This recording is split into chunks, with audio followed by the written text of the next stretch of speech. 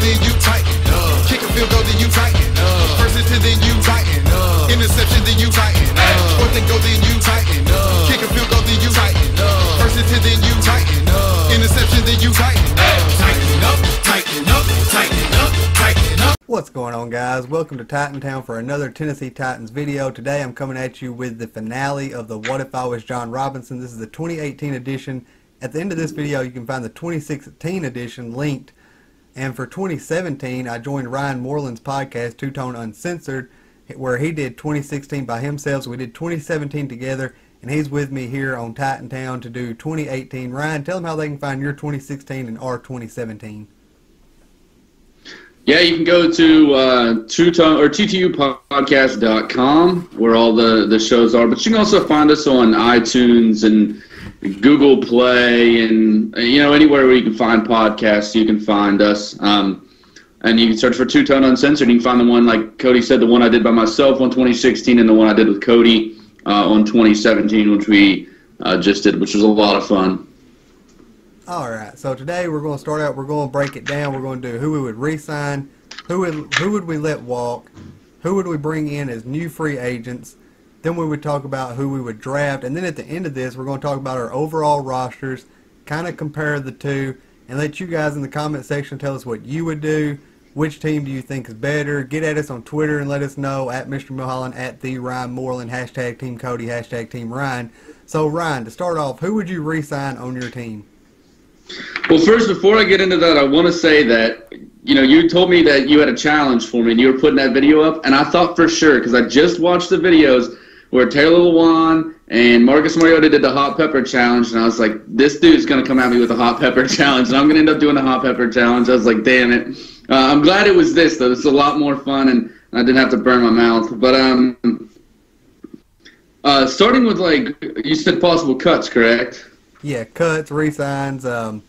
Well, let's do re-signs first, and then we'll do who we let walk or cut, or however you want to describe it. Well, I did my cuts. I'll start with that. Obviously, my team does not have a Derrick Henry, so it goes to DeMarco Murray, David Fluellen, and then I have some guys like Devontae Mason and Wendell Smallwood, who I drafted, and I still have Jalston Fowler. So going into the 2018 season, I know that DeMarco Murray's getting older. He's pretty pricey, so it's time to make a change here. So DeMarco Murray probably going to get let go like he was in real life to make way for running backs I'm going to bring in later. The next one, wide receiver Michael Floyd. We did this without hindsight, and I liked Michael Floyd when he was a free agent. Obviously, the DUI and all that shit came later. So what can you do? Probably going to get the axe, though. Setting in my wide receivers right now, I have Michael Thomas and Rashard Matthews, and then Stacy Cooley, Noah Brown, and Thomas Durante, as my lower end. So Michael Floyd would be my third wide receiver, and I think I could upgrade there. So I'm going to go ahead and let him go. Avery Williamson, just because I'm stacked at linebacker and, the price that he's going to be asking, obviously I'm not going to pay for it because I still have Zach Brown and Wesley Woodyard to go around with Jayon Brown and Jonathan Bostic as depth. So I'm going to go ahead and let him go. And then the big problem for me is my defense is stacked outside of safety. Safety is the only place where I'm hurting. So I'm cutting a lot of guys. Curtis Riley and Kalen Reed I still had around. They're both getting cut to make room for some guys I'm going to bring in. Wendell Smallwood as well, who I talked about as one of my running backs. He's a guy that I drafted. At this point, assuming he had the same production as he did in real life, it's not that impressive. I think I'd get better at running back, obviously a position I'm going to be addressing. And then Josh Klein, who I still had. And the main reason here is just I'm just set on my offensive line. I have Laramie Tunsil and Taylor Lewan as my two tackles with Bell and Wes Schweitzer backing them up. Then Kalicho Simile and Quentin Spain and Brian Swinkie for depth. So I really don't need Josh Klein. Even though I do like the player, there's not a necessity to have him there, and I want to free up cap space. So those would be my cuts. All right, for me, I would have let Avery Williamson walk, and originally I had him re-signed. I kind of had to scramble to hurry up and get time for this video until that new article come out talking about how he wasn't happy with his role in Tennessee. On my team, it probably would have been less, so he wouldn't have re-signed either. My original thinking was I'm gonna have Zach Brown, Wesley Woodyard, and Avery Williamson, and I'm going to do a linebacker by committee depending on the down and distance is how I'm going to play these guys. But he didn't like his role here in Tennessee, so he ended up having to leave. So because that article come out, I had to change that up. I also let DeMarco Murray walk after that abysmal 2017 season. Prince Amukamara, this is the year where he finally got that long-term contract. I wasn't willing to commit to him at the end of this year, so I ended up letting him walk. Daquan Jones is a guy I let walk. Carl Klug is a guy I let walk. Both those guys on the defensive line, which left me a little thin there, but I'm ready for some younger guys to step up. I've been drafting some younger guys, so I'm ready to give them their chance, see what they can do. And I also let Brian Quick walk. So what about re-signings? Did you have any re-signings? Yeah, Carl Klug was one of our re-signings. Even though I do have some depth behind him that's younger, and Nasir Jones, who I drafted last year, and I still have Angelo Blackson and David King, who can play there too. I still like Klug a lot, and he can do a lot for me in my defensive line. So I ended up re-signing Carl Klug is definitely one I re-signed. Beyond that, there's nobody like that I'm looking at that I really see. I mean, obviously, going to be working on Marcus Mariota's contract this year. I'm looking down through my list, and I don't think there's anybody else that would be like a big re-signing that I have on my team. For my re-signings, so. I did go ahead and re-sign Josh Klein. I need him to complete my offensive line. I got a good set of starters, but I don't have much depth currently behind them, so I went ahead and re-signed Josh Klein. Alshon Jeffrey, I signed him to a one-year prove-it deal last year, so I went ahead and re-signed him again. And I also re-signed Brian Hoyer to be my backup quarterback, so no Blaine Gabbert. What about free agency? Who are some new guys that you brought in? I do want to say I did re-sign Brian Hoyer, too. I did forget about him, but Brian Hoyer is still staying with my team. There's two big names that I was targeting in this free agency. Obviously, I brought up the fact that I need safeties and I need running backs, and that's where I went. I went with Tyrann Mathieu. The injuries definitely scared me a little bit for sure with Tyrann Mathieu, but when he's healthy, he's one of the best safeties in the league. And obviously, this team doesn't have a Kevin Byard. Right now, my safeties are Cersei and Stafford, or Question Huff. So I need to bring in a guy that can really help this unit. And I still like Huff as depth. I thought that he was better than a lot of people thought he was. I still like Stafford a lot, like we've talked about. So I bring in Tyrann Mathieu to be my starter. There was the one big weakness in my defense. And then my other signing, which happened in real life, Dion Lewis, who I'm bringing in to be, part of my running back. Obviously, I'm going to continue to address that within the draft, which we'll get to, because I don't have a lot of faith in David Fluell and Vontae Mays as much as, I did like him in the 7th round. It's still a 7th rounder. So those are the two guys, two big names I'm targeting, Tyrann Mathieu and Dion Lewis. Did you sign anybody for depth or just to kind of fill other holes on your roster? I thought about it, but with the draft that I had, I really don't think, outside of, UDFAs and some deep depth guys and some training camp kind of guys, there's no place where I really feel that I couldn't get it in the draft. I feel like I have a pretty deep team. Right, okay. Well, I actually signed several free agents, and these guys are cheap guys. They come cheap, but they have a lot of upside. That's what I was really focusing on this offseason. There's actually some names here that if you listen to the podcast me and you did before the offseason actually began, there's some names on here that I threw out there before. One of them being Jeremiah Atochu, or however you say his name, and the other being Bryce Butler. I really wanted both these guys. They went for really cheap, and they both have a lot of upside. I also went ahead and brought in Will Compton. He came in very, very cheap. He's probably making less money than Corey Davis and Adoree Jackson being first-round picks. Brought in David Amerson, who was really cheap. The big name signing that I really had was Malcolm Butler, because the cornerback market, I still needed a cornerback, and there wasn't a lot out there to choose from. Really, it came down between Bryce Butler and Tremaine Johnson. Bryce Butler was a little bit cheaper, so I went that route. Brought in Xavier Sulafilo. He was a former starting guard for the Texans. He came very cheap. He provides me with good depth. Brought in Cameron Fleming, another guy who's had playing time with the Patriots, who also came very cheaply. And Jordan Matthews, who came in very cheaply, and Luke Wilson. All these guys went really cheap, but they also have a lot of upside.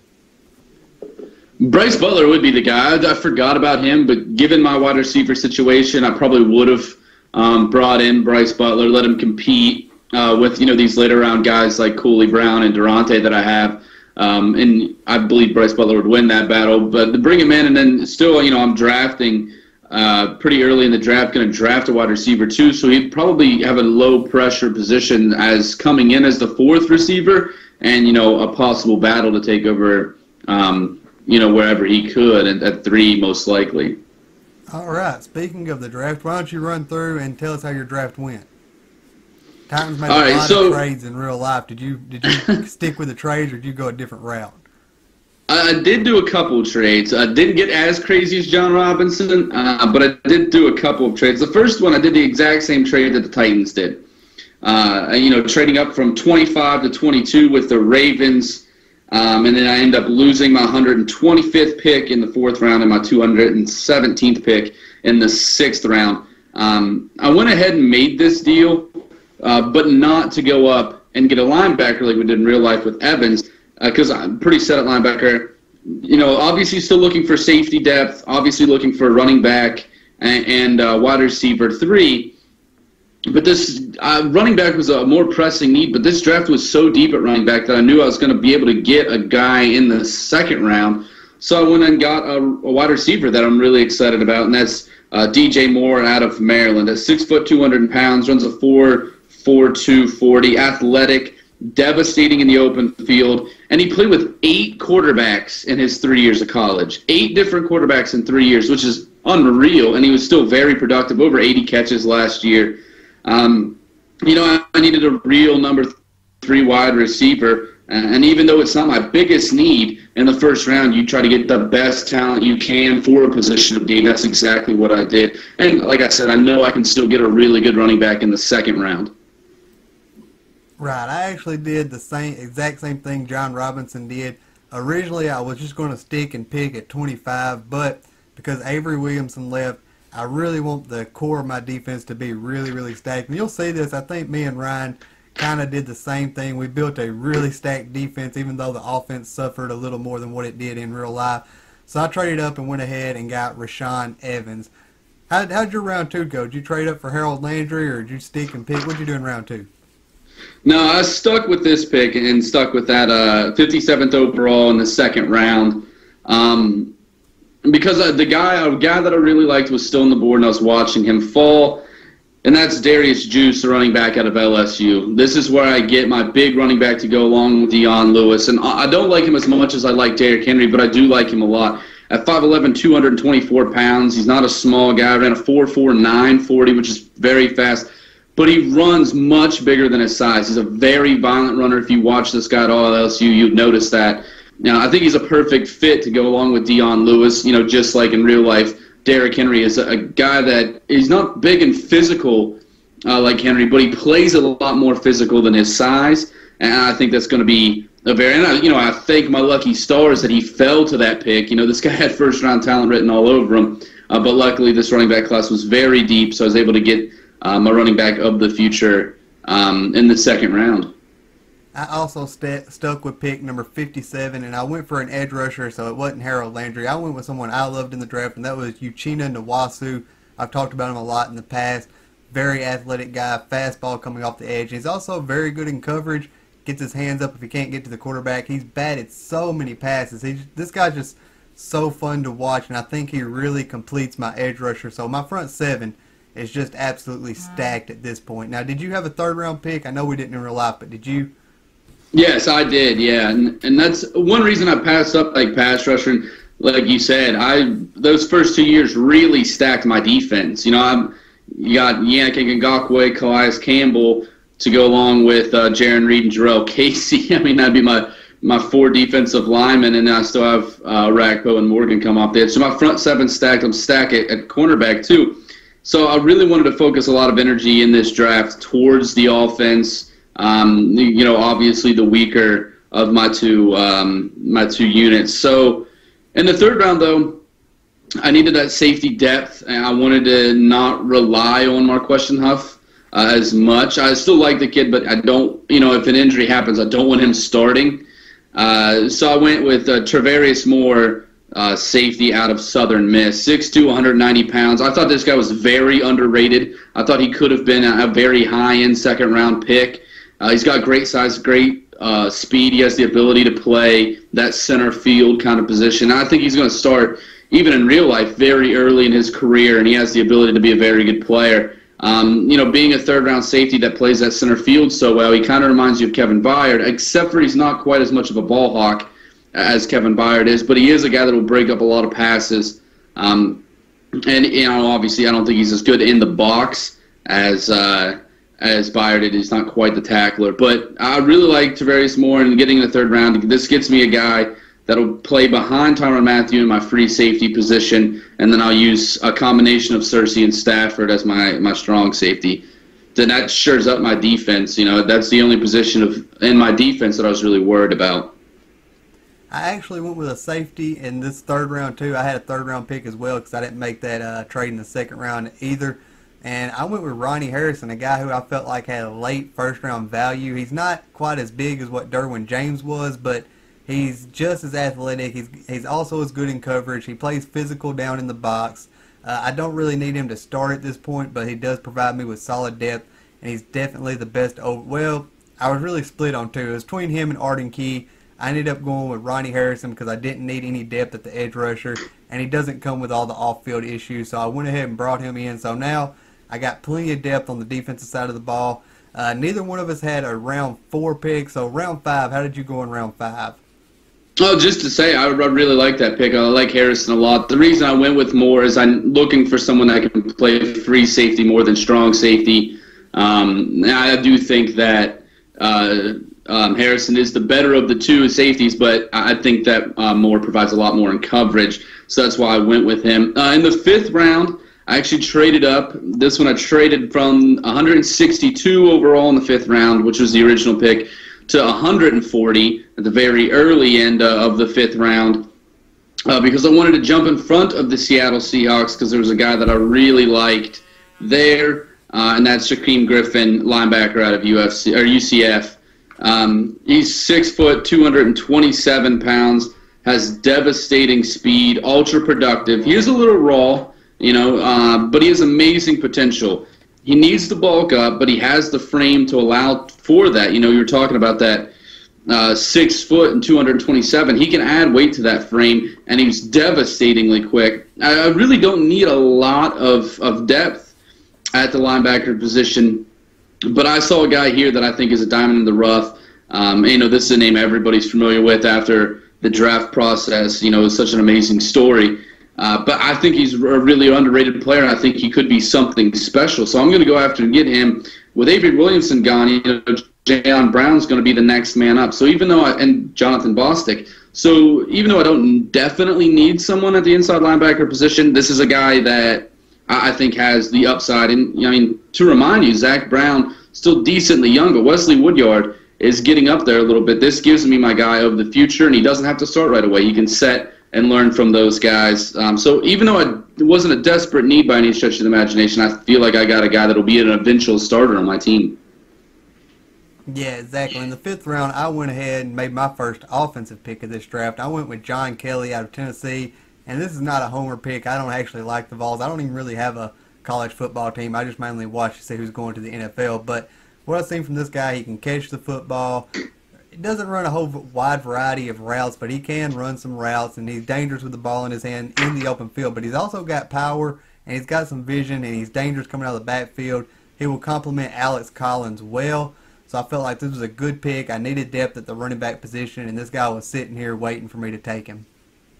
And we're back. I guess for you it only seemed like a tenth of a second, but I was gone for about 30 minutes. I had to go get my mom and grandma off the side of the road. The car broke down, so we're ready to jump into round 6 and see what we got in round 6, and then we'll start comparing the two rosters and let you guys tell us what you think. So Ryan, with 199th overall, what pick are you making? This was a tough one because there wasn't a lot left that I needed. I thought about going to safety again, but there really wasn't a lot left there. So I wasn't sure where to go, but I was like, all right, I got rid of Josh Klein. I still have Schwenke. I could bring in a guy so I can eventually get rid of Schwenke that I trust as a backup to guard position. I went with Ike Bodiger guard out of Iowa. He has the ability to play tackle and guard, although he might be a little bit of a liability at tackle. He went undrafted, which kind of shocked me because I had him at a 5th-round value. I really like this kid a lot. Coming out of Iowa, which is really, offensive lineman university. I mean, they just constantly produce road graders. And this makes my line cheaper while keeping it solid. And I can replace Josh Klein and then eventually replace Brian Swink and get him out of here and then have a much cheaper offensive line. I apologize if you guys can hear my dogs barking in the background. Somebody's outside mowing their yard across the street. They're Chihuahua, so you should understand. With my 6th-round pick at 199 overall, I kept it originally what the Titans did, and I went with Luke Falk. I got Brian Hoyer there at the 2nd string, but I don't want him to be my long-term for forever. And I actually really, really strongly considered taking him in the 5th round because I couldn't believe that he fell out of the 4th, but I elected with John Kelly in that round because I needed somebody that can come in and contribute right away. This guy's kind of a long-term plan. Hopefully, he can be my long-term 2nd-string quarterback. And now both of us still have our 2nd, 6th-round pick because we didn't move up there in the 2nd round, I believe it was. So we still have that. What did you get with your 2nd, 6th-round pick and the last pick in this draft? I actually traded. That was my the 217th overall was Ike Bodeger.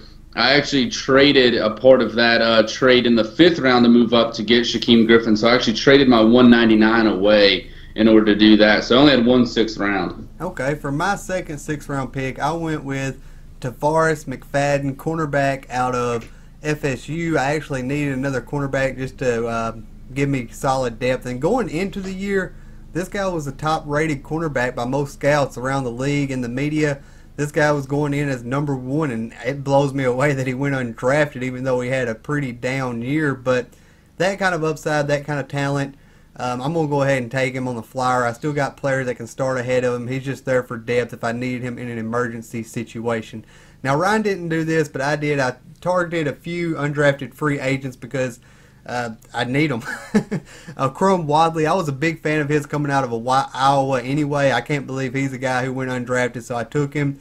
Deontay Burnett, Sam Darnold's go-to guy. I went ahead and took him like we originally did. And Ethan Wolf out of Tennessee, someone I'm familiar with that the Titans ended up getting anyway. I went ahead and grabbed him too. He's kind of like, he's not the best blocker, the best pass catcher, but he is dependable and he is where he needs to be. And a few guys I targeted that we didn't go after was Trenton Thompson. You heard me talking early in the draft process. This was a guy that I really liked. He's got all the upside in the world, but he's dealt with inconsistent play and injuries throughout his college career. And I rounded it out with Ralph Webb, another guy kind of like a Crum Wadley who's a really good pass-catching back, running back, but he can also run it up the middle, kind of like a Dion Lewis type player. He's been compared to Dion Lewis a lot. He's out of Vanderbilt there. So, Ryan, you got anything to add to that, or you just want to go ahead and jump into the roster comparisons? No, I'm ready for these roster comparisons. I think this team is pretty stacked.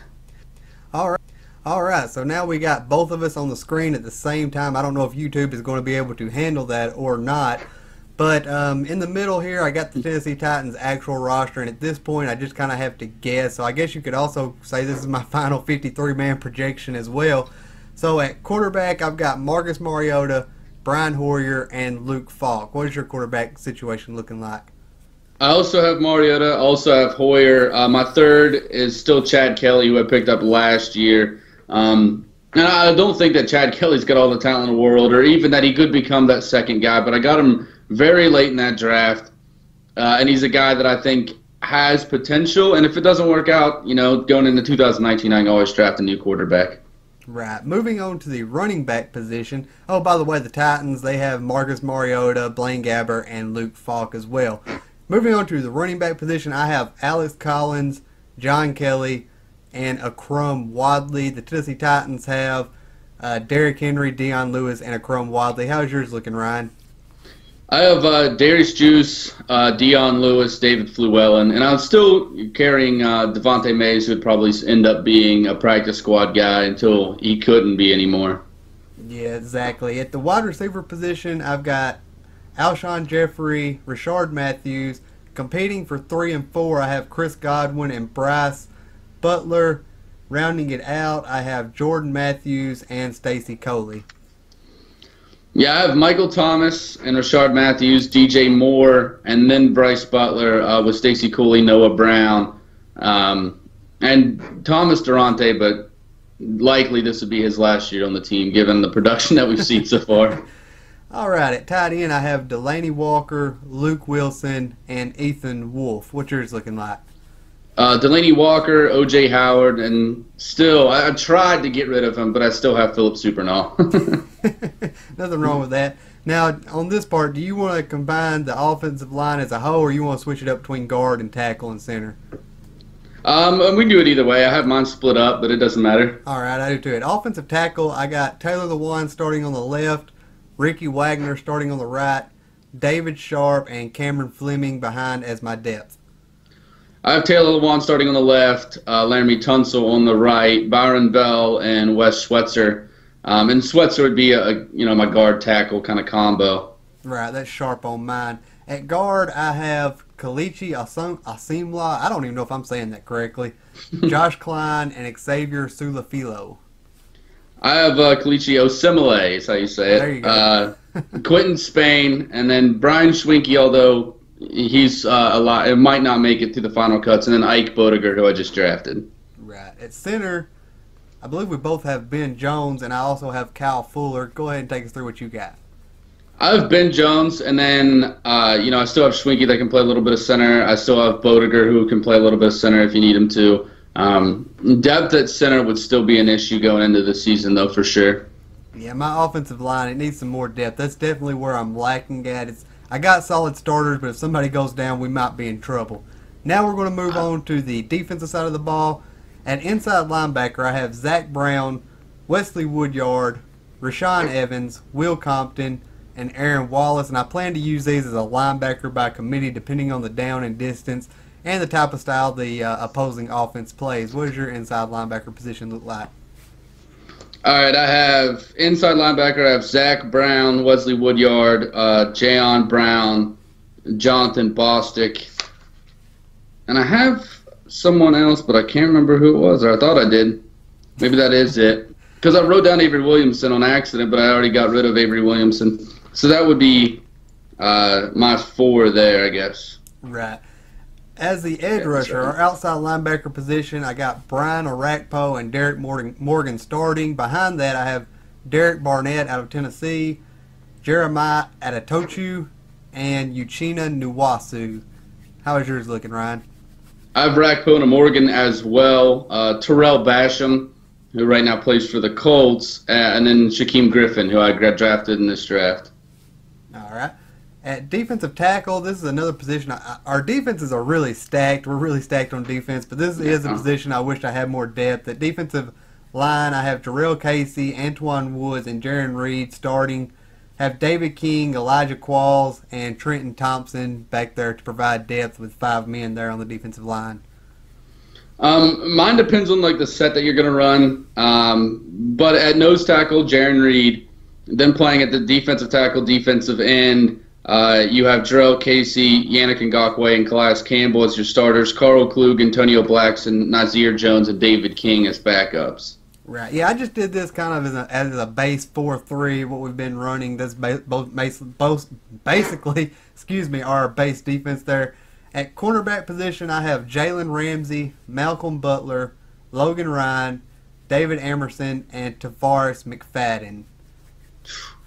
Man, I was about to say, I'm really, really stacked at cornerback, but you have one that could definitely compete with mine. I have Casey Hayward, Marshawn Lattimore, Logan Ryan, who I think those two would fight for the second spot, Xavier Howard, LaShawn Sims, and Bryce McCain. I don't know, man. I was really high on Marshawn Lattimore coming out of last year's draft, and I was this close to taking him, even though I already had Jalen Ramsey. Now, the safety position, this is one I'm really proud of. Kind of like the linebackers, I'm going to do a safety by committee. There's just so many different ways I could use these guys. I've got Kevin Byard, Micah Hyde as my 2 starters, and then I have Ronnie Harrison and Damon Stafford as my depth there. And really, I like how I could use Michael Hyde. I could bring him down, play him in the slot, and let Logan Ryan rest. I could play Damon Stafford, Ronnie Harrison down in the box, let Kevin Byard be a sideline-to-sideline guy. There's just so many different ways I could use them. But how's your safety position looking? Well, Tyrann Mathieu is the only guy that would be a for sure starter at. Then you can play him on either spot, really. We've seen him play free safety and strong safety. And then Cersei and Stafford would battle for that strong safety position, and then Tavarius Moore there to be the backup free safety in case something happens to Mathieu. Right. So, like I said, the spot in the middle where the Tennessee Titans logo is, talking about their actual roster, that's just me kind of projecting and predicting what it's going to look like. But overall, you get the general idea. So let us know in the comment section below which team you think is better, who you think will win in a game. Of course, the Titans. You know, we can't compete with J-Rob, but I think our defenses are pretty close. You know, it seems like we're both defensive-minded guys. But anyways, guys, thanks for watching. Let us know what moves you would have made, how you would have liked it. We tried not to use hindsight. Of course, you can't 100% not use hindsight, but we did our best. This is just a fun little project in a time when it's hard to come up with content. So, Ryan, tell them again where they can find you, and all of his stuff will be in the description box below so you can easily access there as well. Yeah, you can find me at The Ryan Moreland on Twitter or at The Ryan Moreland on Facebook if you search for me. You